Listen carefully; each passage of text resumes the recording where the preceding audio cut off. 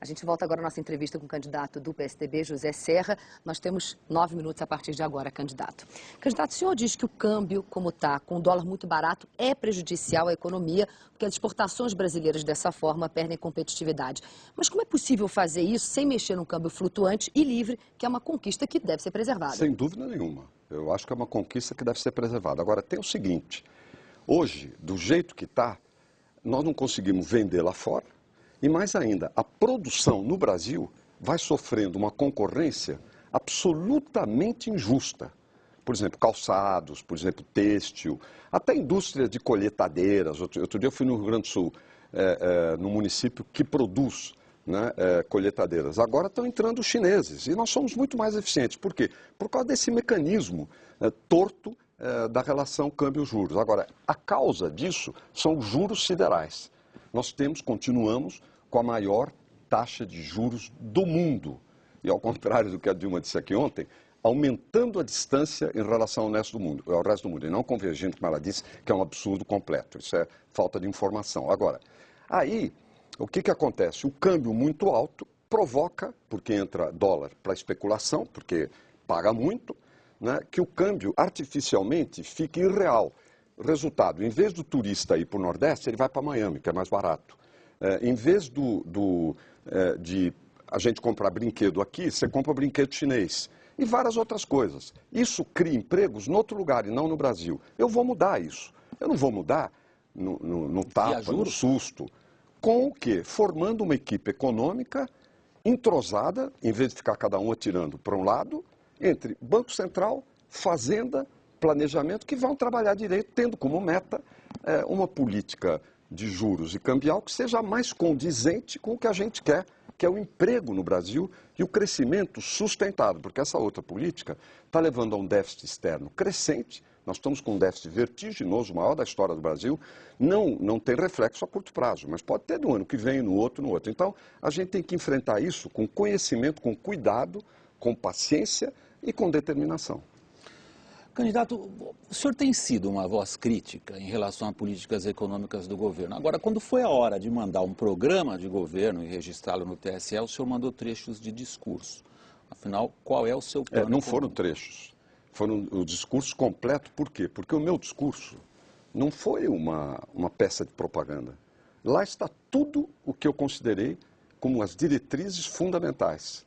Foi o discurso de introdução à candidatura e o discurso da convenção, que eu mesmo, pessoalmente, trabalhei vários dias. Lá está a essência de tudo aquilo que a gente quer para o Brasil. Isso foi mandado para a Justiça Eleitoral. De lá para cá, nós estamos trabalhando na internet, ou com reuniões por todo o Brasil, recolhendo milhares e milhares de opiniões, de sugestões, e vamos apresentar o detalhamento, como eu fiz quando fui eleito prefeito, quando eu fui eleito governador, com os pontos do programa, vários eu já tenho apresentado. Por exemplo, criar 1 milhão de vagas novas no ensino técnico no Brasil, 150 e tantos ambulatórios médicos de especialidades, que são policlínicas.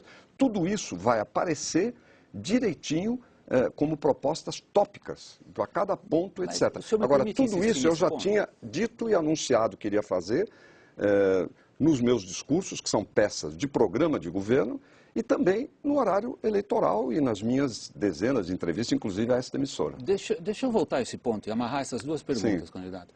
O senhor fala nos juros altos, isso todo mundo sabe. O senhor fala na piora das contas externas, o próprio governo admite. Agora, admite, mas não na campanha eleitoral. O que é direito dele até. Sim. Onde o senhor vai atacar? Quer dizer, o que todo mundo espera de um candidato Serra é um grau forte de intervencionismo na economia. Olha, o que deve esperar de mim é uma atitude favorável à produção e ao emprego. Eu não vou ser contra nada, eu vou ser a favor disso e vou trabalhar nessa direção. Eu, aliás, você sabe, eu sou economista, eu não sou médico, muita gente pensa que eu sou médico porque eu fui ministro da Saúde. Entendo bastante de política econômica, no meu período de exílio convivi em vários países, até assessorando, fazendo, já ocupei cargos aqui no Brasil nessa área. No Congresso, durante um tempo, eu era talvez o parlamentar mais ligado à economia, que tinha em todo o Congresso Nacional, na Constituinte, fiz muita coisa nessa direção. Então é um assunto que eu tenho toda a informação, que eu sei trabalhar. Eu vou trabalhar de maneira a que a gente possa manter o nosso crescimento, inclusive acelerar com vistas ao aumento do emprego, que é a questão fundamental. E o empresário que gera emprego, também vai ganhar para que possa ficar reinvestindo. Isso é fundamental. Agora, o Brasil tem 3 coisas perversas. A maior taxa de juros real do mundo, que não tem motivo para isso. Segundo, a maior carga de impostos do mundo em desenvolvimento. Nenhum país em desenvolvimento cobra tanto imposto quanto o Brasil. Eu fui nessa semana, no dia lá que o impostômetro mostrou, 800 bilhões de reais arrecadados até 31 de agosto. É muito dinheiro. Os brasileiros trabalham 5 meses do ano só para pagar imposto. Nós temos a maior carga. Isso tem que diminuir ao longo do tempo, até para que a gente possa ter produção e emprego. E o terceiro aspecto é que a taxa de investimento governamental, ou seja, aquilo que o governo investe em estradas, nisso, daquilo, é uma das mais baixas do mundo, era a penúltima do mundo. Só o Turquemenistão estava pior do que o Brasil. Você assistindo televisão, propaganda, entrevistas de gente do governo, tende a pensar o contrário. Mas é um país que está sem investimentos nessa área, por isso que as coisas andam muito devagar. Nos estados, em alguns lugares, andou depressa, porque os governadores, como foi o caso de São Paulo, trabalharam bem. A gente queria abordar um outro tema. O senhor tem acusado governos de países vizinhos de cumplicidade com o tráfico. Caso o senhor seja eleito, o senhor vai fazer o quê em relação a esses países? Eu vou pressioná-los, é o caso da Bolívia, né? Diplomaticamente, ninguém vai intervir na Bolívia, nem nada parecido. Mas o Brasil tem feito muitas coisas boas para a Bolívia, né? Deixou a Bolívia pegar a refinaria da Petrobras, está fazendo uma estrada agora. Enfim, o Brasil ajuda a Bolívia. Eu acho que é normal um país diplomaticamente pressionar o outro para que procure impedir a exportação ilegal, contrabando de cocaína para o Brasil. Estima-se que de 50% a 80% dá na mesma, porque é tanto, né? É como cair do 50º ou do 80º andar. É muita cocaína. Ela vem da Bolívia. Eu acho que é impossível que o governo boliviano não seja cúmplice disso, entende? Porque está se fazendo no seu território. Então é legítimo que o Brasil pressione. Uma coisa é a ideologia, se são simpáticos ao governo boliviano, se o PT gosta, etc. E outra coisa é o interesse nacional, no caso, o interesse da segurança da população, porque a droga leva ao crime e arruína a vida dos jovens sob a forma do crack.